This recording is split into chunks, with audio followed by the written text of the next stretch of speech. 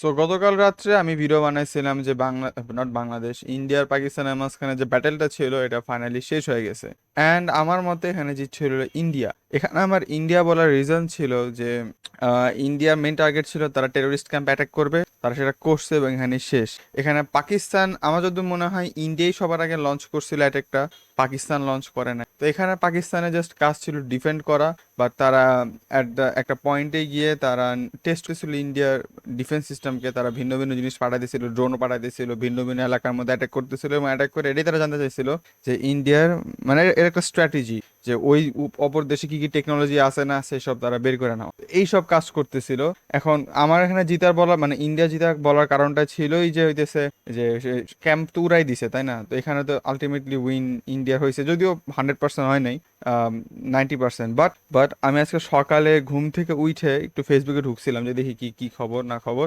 ওইখানে দিয়ে যাই ঢুকে যে ভাই পাকিস্তান নাকি জিতে গেছে। আমি বললাম আবার দ্য হেল, পাকিস্তান পাকিস্তান কেমনে জিতলো? তারপর আমি একটু গবেষণা করে দেখলাম যে পাকিস্তানের নাকি প্রাইম মিনিস্টার সে বলছে যে তারা নাকি ওয়ারের মধ্যে জিতছে। এটা একটা ওয়ার ছিল না বাই দ্য ওয়ে, এটা একটা ব্যাটেল ছিল। এখানে এরকম ফুল স্কেল ওয়ারে যায় নাই থ্যাঙ্কফুলি। তো ওয়ারটা, আই মিন নট ওয়ার, ব্যাটেলটা এন্ড হয়েছে সিজ ফায়ারের মাধ্যমে। এখন সিজ ফায়ার এটা শুনলে মনে হয় যে ওরে বাপরে, সিজ ফায়ার, ফায়ার আগুন। বাট সিজ ফায়ার বলতে মূলত যেটা বোঝায়, আমি আমি ডাইরেক্ট ডিকশনারি বের করে রাখছি। আমি সিজ ফায়ার অর্থ যদি বলি, আর টেম্পোরারি সাসপেনশন অফ ফাইটিং আর ট্রুস, মানে আহ, কিছুক্ষণের জন্য যদি একটা একটা যদি মারামারি হয় কিছুক্ষণের জন্য সেটাকে বন্ধ করে রাখা, থামায় রাখা, এটার মানেই হলো সিজ ফায়ার। তো সিজ ফায়ার বলতে এটাই না যে তুমুল অ্যাটাক হবে বা থ্রেট, এরকম কোনো কিছু না। এটা বলতে দুই পক্ষের দল একত্রে হ্যান্ডশেক করে বলবে আচ্ছা আমাদের এখন থামা উচিত। এখানে কোনো উইন বা লস নাই, এখানে কেউ জিতবে না। এটা একটা সিজ ফায়ার ছিল, এটা উইন না, এটা ভিক্টোরি না। অপর সাইড কেউ সারেন্ডার করে নাই, এখানে অপর দুই সাইডই একটা এগ্রিমেন্টের মধ্যে আসছে।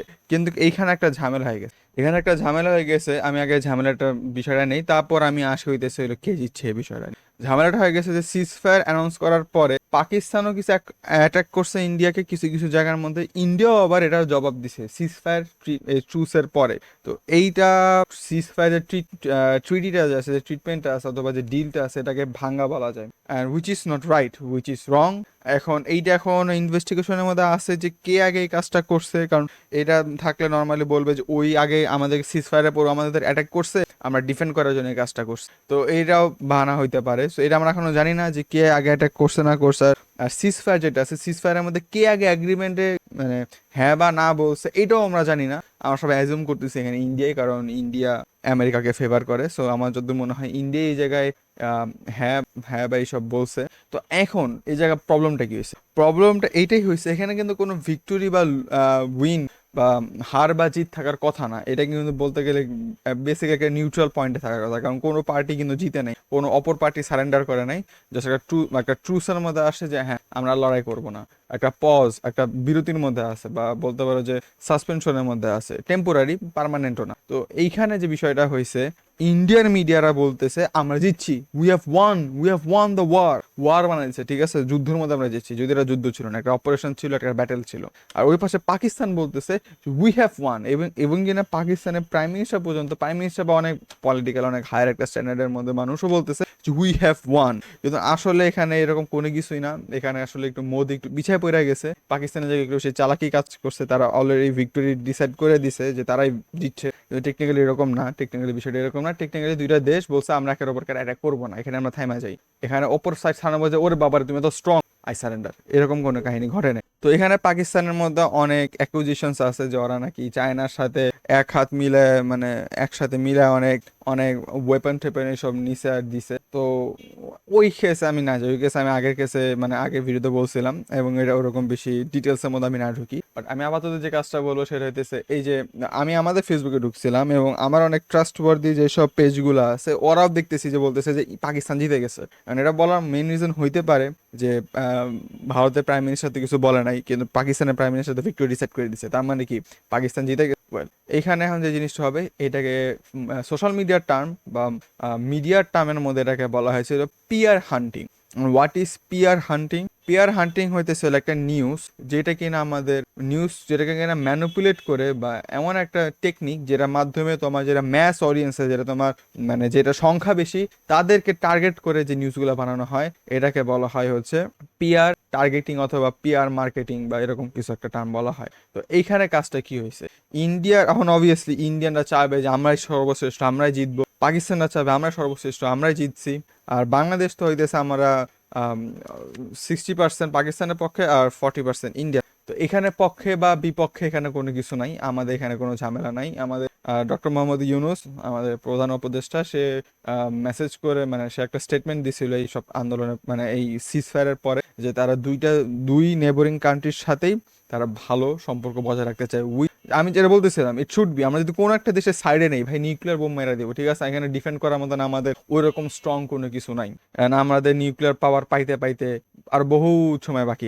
এখন কথা হইতেছে যে এই পিআর মার্কেটিং, ঠিক আছে, এই জিনিসটা কি হয়েছে এখন কয়েক মাস আগে আমি বলবো যে আমাদের সোশ্যাল মিডিয়া থেকে সেন্সরশিপ উঠে গেছে, উইচ ইজ ট্রু, কোনো সেন্সরশিপ নেই এখন, তুমি যা চাই তাই পোস্ট করতে পারবা, সেন্সরশিপ বলে কোনো কিছু নাই, শ্যাডো ব্যানও এখন আর হয় না। বাট এখন যে জিনিসটা হয়েছে সেটা হচ্ছে এখন হলো একটা দলের প্রতি যে পরিমাণে ঘৃণা তৈরি হয়ে গেছে, ওই আমার মনে হয় ডিজার্ভ, যেসব আকাম ফোকাম করছে, যেসব ইনজাস্টিস, যেসব কাজ কারবার করছে, ওই সবের জন্য যারা অন্ধ মানুষ না, যারা অন্ধভক্ত না, তাছাড়া সবাই ওদেরকে হেট করারই কথা, উইচ ইজ ট্রু। এখন এই হেটের বেনিফিট নিবাইতেছে হলো মিডিয়াগুলো, তারা হইতেছে আমি বুঝে গেছে যে আচ্ছা আমাদের পাবলিক তো এখন ওই অপর পক্ষের বদনাম শুনতে বেশি সুখী হয় বা একটু আগ্রহী হয়, তাই আমরা ওদের বদনাম করব যাতে আমাদের পোস্টের রিচ বেশি বাড়ে, যেটা আমরা অ্যাকচুয়ালি দেখছি, যেটা কিনা ট্রুথ, যেটা কিনা কঠিন বাস্তবতা, যেটা আমরা দেখছি যে অ্যাকচুয়ালি এই জিনিসটা কাজ করে। তো আগে যে কাজটা করতে এখন মানে আগে আমরা যদি বলি, দেখো এই আন্দোলনের আগেও কিন্তু বঙ্গবন্ধু আমাদের মাঝখানে অ্যাজ আ জোক হয়ে গেছে, আমরা বলতাম যে এই বাংলাদেশ ও বিশ্ব পরিচয় কোন উত্তর না জানলে জাস্ট ডাইরেক্ট বঙ্গবন্ধু লিখে দেবে, এক্সট্রা ফ্রি মার্কস পেয়ে যাবে। তো এইটা যে আন্দোলন হয়েছে, আন্দোলনের আগে থেকেই কিন্তু বঙ্গবন্ধু বা এইসব ফিগারগুলো যে আছে এগুলো আমরা জাস্ট একটা মকারি হয়ে গেছে এট দ্যাট পয়েন্ট। অ্যান্ড এটা কিন্তু আমরা আন্দোলনের বেশ আগে থেকে দেখতেছিলাম, বেশ কয়েক বছর আগে থেকে আমরা এমনি জোক করতাম, ঠিক আছে, যে ওরে বাবারে নৌকা নিয়ে কিছু বইলো না, দিবি তুমি গায়েব হয়ে যাবা, ফুড পান্ডা ডেলিভারি আসবে, এরকম আমরা অনেক কথাবার্তা বলতাম। তো এগুলা কিন্তু আন্দোলন আগের থেকে ছিল, তো এমন না যে মিডিয়া হঠাৎ করে ওইদিকে চলে গেছে। আগে সেন্সরশিপ ছিল, অনেক থ্রেট ছিল, যেই থ্রেটটা এখন নাই, সেন্সরশিপটা এখন নাই, শ্যাডো ব্যান জিনিসটা উঠে গেছে। তো এখন যার কারণে যে জিনিসটা হয়েছে যে পাবলিক তো আমাদের আগে থেকেই একটা ফেভার নিতে ছিল, ওই ফেভারটা হইতেছে, তাই না? তো এখন যে প্রবলেমটা দিছে, এখন আমরা আমাদের মিডিয়া, আমি আমি আগে থেকে বলতেছিলাম, আমার আগের ভিডিও থেকে বলতেছিলাম যে আমাদের মিডিয়াতে সবকিছু 50-50 ভাবে যায়, তুমি ভুলও বলতে পারবা না, তুমি ঠিকও বলতে পারবা না। যেমন যে পেজগুলো লিখছে যে পাকিস্তান ওয়ান, এটা বলার কারণটা কি ছিল? এটা বলার কারণটা এটাই ছিল যে পাকিস্তানের প্রাইম মিনিস্টার তো ঘোষণা দিয়ে দিছে যে আমরা জিতছি, যার কারণে আরব নিউজ দিচ্ছে জিতছি। তুমি তাকে প্রশ্ন করছো ভাই এটা দিছো কেন, এখানে তো জিতা বা হারা কিছু না, এটা তো একটা সিজ ফায়ার ছিল। ওই টাইম ওরা বলবে ভাই আমাদের তো করা কিছু ছিল না, এই পাশে পাকিস্তান থেকে বলে দিচ্ছে তারা জিতছে, আমরা জাস্ট ওই নিউজটাকে ফরওয়ার্ড করে দিয়ে দিছি।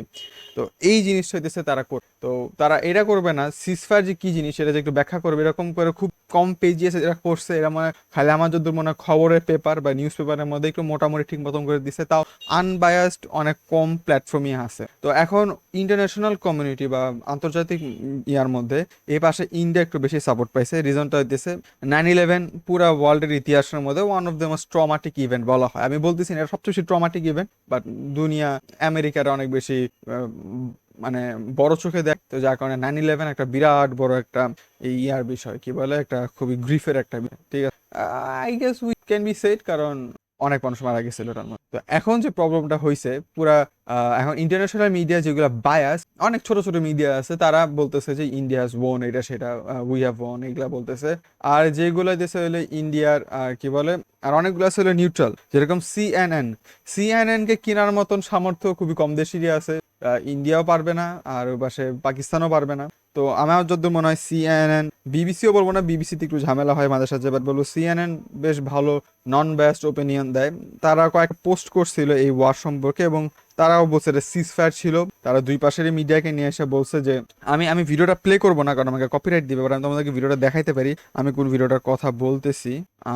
আমি সেভ করে রাখছি সিএনএন। আমি যদি তোমাদেরকে দেখানোর চেষ্টা করি, বিনাশি লোড হইতেছে না, লোড হয়েছে। India and Pakistan agree to ceasefire after weeks of tension and back and fourth strikes. তো এইখানের মধ্যে তারা এই যে এই লোকটা পাকিস্তানের মধ্যে আছে, আর তারা কিছুক্ষণ পরে যাবে একটা লোক ইন্ডিয়ার মধ্যে আছে। এই যে এই লোকটা আসলে ইন্ডিয়াতে আছে। তো তারা দুই পক্ষেরই বলছে, তারা দুই পক্ষেরই বলছে যে হ্যাঁ এখানে হইলো ভিতরে ভিতরে মিডিয়ার মধ্যে অনেক ফেক নিউজ ছড়ানো হইতেছে, অনেক এআই জেনারেটেড জিনিসপত্র আছে। আবার ওই পাশে হইতেছে হলো মিডিয়াকে পিয়ার পাওয়ার জন্য এসব পিয়ার হান্টিং করা হইতেছে। আর এই জায়গায় দুই জায়গায় বলা হয়েছে যে দুই দেশেরই, আর এখনো নিজেরও কনফার্ম না, এরা জার্নালিস্ট এরা নিজেরও কনফার্ম না যে কোন সাইড এই সিজফায়ারের পরও অ্যাটাক করছিল। তো এইখানে আমাদের বাংলাদেশের কি কাজ? আমি ইন্ডিয়া পাকিস্তানে ঢুকবো না, ওটা ওদের দেশের মামলা ওরা কেস করবে। আমি আমার নিজের দেশের জন্য বলতেছি কি করা উচিত। আমাদের দেশ এখন এখন অবভিয়াসলি আমাদের জনগণ ইন্ডিয়াকে হেট করে। প্রাইমারি রিজন আমাদের যে ডিক্টেটর যে ছিল তাকে ইন্ডিয়া আপাতত শেল্টার দিতেছে, রাইট? এক নাম্বার রিজন। দুই নাম্বার রিজন হইতেছে হইলো আগের যে দলটা ছিল নৌকা, তারা ইন্ডিয়াকে এতটাই বেশি ফেভার করছে যে বাংলাদেশকে কোনো তুচ্ছ তাচ্ছিল্য করে দেখছে, এর কারণে হইতেছে ইন্ডিয়াকে হেট করে। তিন নাম্বার রিজন হইতেছে হইলো পানি। আমি নিজে নর্থ বেঙ্গলের মানুষ, আমার নানু বাড়ি কি বলে আসামের আশেপাশে। তো ওখান থেকে যখন বন্যার সময় কি হয় আর পানি চলে যাওয়ার সময় কি হয় এটা আমি খুব ভালো করেই জানি, আমি ভালো করে খবরগুলো পাই, ফার্স্ট হ্যান্ড খবরগুলো পাই। তো ইয়াস, ওই দিক দিয়ে আমার মনে হয় ইন্ডিয়াকে হেট করে দ্য ভ্যালিড থিং। এখন আমরা এরা বলতেছি কারণ আমরা ইন্ডিয়ার যে এফেক্ট আছে এটা আমরা নিজ চাক্ষুষ এখন দেখতেছি, এখন আমরা এটাকে এক্সপিরিয়েন্স করতেছি। আর পাকিস্তান যেসব জিনিসগুলো করছে সেটা দিচ্ছে অতীতের জিনিসপত্র, ওখানে আমরা জন্মগ্রহণ করি না, আমাদের বাবা মাও জন্মগ্রহণ করেন এই টাইমের মধ্যে, যার কারণে আমরা সেটার এফেক্টটা ভুলে গেছি। এখন এর জন্য যে পাকিস্তান আমাদেরকে ক্ষমা বলছে, সরি বলছে, এটা কিন্তু আপাতত হয় নাই। 71-এ যুদ্ধ বন্ধ হয়েছিল কারণ ইন্ডিয়ার পাকিস্তানের মাঝখানে বড় যুদ্ধ ছিল। পরে পাকিস্তান আর আমাদেরকে ফোকাস না দিয়ে ওরা ওদের মেইনল্যান্ডকে ফোকাস দিছিল, যার কারণে আমাদের এই জায়গার মধ্যে তারা একটা সারেন্ডার করে চলে গেছে। ওরা আমাদেরকে সরি বলছে, এরকম কোনো কাহিনী নাই। অ্যান্ড পাকিস্তান যদি এখন অ্যাট দিস পয়েন্ট যদি বাংলাদেশের সাথে মার্চ করতে পারে বা বাংলাদেশ যদি ওদের সাপোর্টে যায়, তো এখানে পাকিস্তানের লাভ, বাংলাদেশের লাভ খুবই কম। বাংলাদেশের লাভ এই জায়গায় নেই, বাংলাদেশে বেসিক্যালি আবেগে সব কাজটা করবে, যেটা আমার মনে হয় না করা উচিত। পাকিস্তানের কেমন লাভ? পাকিস্তান ইকোনমি খুব বাজে, অনেক খারাপ। বাংলাদেশের ইকোনমি তার থেকে মোটামুটি ভালো, আমাদের রেভিডেন্সও মোটামুটি ভালো। তো তারা যদি আমাদের সাথে মার্চ হয়ে যায় তখন কি হবে? বাংলাদেশ পাকিস্তানকে হেল্প করবে, তখন বাংলাদেশ পাকিস্তানকে ফান্ডিং দিবে, যেটা আমার মতে এখনো দিতে পারে। It is not wrong, but not in terms of war and something. যদি কোনো কিছু ইম্পোর্ট করতে হয়, এক্সপোর্ট করতে হয়, ওকে ফাইন, তোমার এটা লাগবে, আমাদের কাছে কিনে নাও, বেশি দাম রাখবো না, ন্যায্য দামই রাখবো, কিনে নাও, কোনো প্রবলেম নাই। ইন্ডিয়ার ক্ষেত্রেও সেম আমার বলবো, আগে তো আমরা মাগনা দিয়ে দিতাম, এখন আর মাগনা দেওয়া যাবে না। আমার মনে হয় এই মাগনা না দেওয়ার কারণেই ইন্ডিয়ার সাথে এরকম আমাদের এই যে কি বলে সম্পর্কটা খারাপ হওয়ার পরে আমার মনে হয় আমরা বাজারের মধ্যে ভালো ভালো ফল পাইতেছি। আই সোয়ার টু গড, আমি এই বছরে যতগুলো তরমুজ খাইছি আমার লাইফের মধ্যে আমি এতগুলো তরমুজ এক বছরে জীবনও খাইনি। কেন? কারণ এই বছর তরমুজ গুলা একদম সেই সেই মিষ্টি, সেই স্বাদ, পুরা মধু। অ্যান্ড এবার শুধু ইয়াই না, তরমুজই না, আমি সবেদা নামে একটা ফল আছে, ওটা আমি খুব পছন্দ করি। অনেক হয়তো খাবে না গন্ধর জন্য, বাট আমার খুব ভালো লাগে। ওই সবেদা ফলের ভাই টেস্টই ডিফারেন্ট হয়ে গেছে। তো এখানে আমি বলতে পারি যে আগে টাইমে হয়তো আমাদের ভালো ভালো প্রোডাক্টগুলো ইন্ডিয়াতে চলে যেত ফ্রিতে। আমরা তো ইলিশ মাছে তো দেখি, হ্যাঁ ইলিশ মাছের ট্রিটি করতো, এখন সব হয় না, যার কারণে আমরা নিজেরাই ভালো ভালো জিনিস পাইছি, which I can feel. So এই পাশে আমি ইন্ডিয়ারও সাইডে না, বাট পাকিস্তানের সাইডে না। নর্মালি আমি দুই সাইডকেই আমি বলবো যে বাংলাদেশ ভাই বাংলাদেশের মতনই থাকুক। এই দুই দেশের মাঝখানে বের বড় ঝামেলা, আমরা যদি এই সময় যে কোনো একটা দেশের পক্ষে যাই আমরা নিজেরাই বাস খাবো। বাট এই পাশে একটা লাভ, তো আমাকে যখন যদি বলো আচ্ছা তাহলে কি আমরা কি কোনো দেশের সাথে বন্ধুত্ব করবো না? নো, আমরা যদি নেপালের কথা ভাবি, আমরা নেপালের সাথে বন্ধুত্ব করতেই পারি, ঠিক আছে, এখানে আমাদের কোনো ন্যায় দেয় না, এখানে কোনো সমস্যা নেই, ওরা আমাদেরকে কিছু করবে না। ইন্ডিয়া নেপালকে এতটাই হেট করে না, বা পাকিস্তান নেপালকে এতটাই হেট করে না যে ওদেরকে সাপোর্ট করার কারণে আমাদের এই জায়গায় নিউক্লিয়ার বোম ফাটাফাটি হয়ে যাবে। বাট যখন পাকিস্তানের ইন্ডিয়া যে কোনো একটাকে আমরা সাপোর্ট করবো তখন এখানে ফাটাফাটি হওয়ার চান্স সবচেয়ে বেশি, যার কারণে আমার মনে হয় নিউট্রাল থাকা is the best option for us. কারণ ভাই অন্য দেশের ঝামেলা ওরা মিটাক, আমাদের এখানে কিচ্ছু আসে না, ওরা জিতলেও আমাদের কিছু আসে না, ওরা হারলেও আমাদের কোনো কিছু আসে না। আমাদের জায়গায় টেরোরিস্ট অ্যাটাক তুলনামূলক কম হয় না যে তাই এটা বলবো না, তুলনামূলক খুবই কম হয়। তো টেরোরিস্ট যদি দুনিয়া থেকে কমে আমার মনে হয় it will a better place. And আমার যতদূর মনে হয় এখানে ওরকম করে হার জিত নাই, কেউ বলতে পারবে না যে উই ওয়ান দ্য ওয়ার, এরকম করে কিছু বলা যাবে না। আর আমার যেটা মনে হয় যে সাকসেসফুল ছিল এই জায়গায় ইন্ডিয়া, পাকিস্তানের জায়গায় সাকসেসফুল হয় নাই, বিকজ ইন্ডিয়ার মিশনটা তারা কমপ্লিট করছে। এখন তারা যদি মোটিভ থাকে যে আমরা এটা দিয়ে একটা ওয়ার নিব, তখন ওইটাতে আমি বলবো যে ওইটাতে আনসাকসেসফুল ছিল। বা যদি আমার বলা হয় তাদের যে মেইন মিশন যেটা ছিল যে টেরোরিস্ট ক্যাম্পগুলোকে অ্যাটাক করে শেষ করে দেওয়া, ওখানে ওরা সাকসেসফুল হয়েছে। আমার ক্যামেরা কেন ল্যাগ মারতেছে, I don't know Y, but আজকের কাহিনীটা এই পর্যন্তই ছিল। বাই।